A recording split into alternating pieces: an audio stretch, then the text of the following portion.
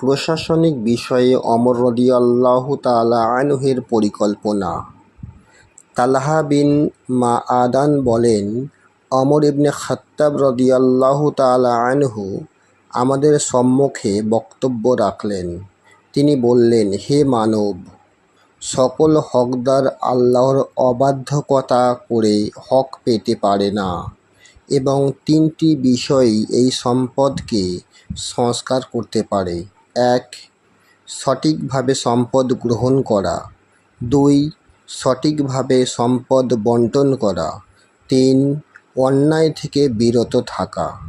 মনে রেখো, আমি এবং তোমাদের রাজস্ব সম্পদ এতিমের অভিভাবকের সমতুল্য। আমি যদি সচ্ছল হই তাহলে ভাতা নেওয়া থেকে বিরত থাকব, আর যদি অভাবগ্রস্ত হই তাহলে সঠিকভাবে ভাতা নেব।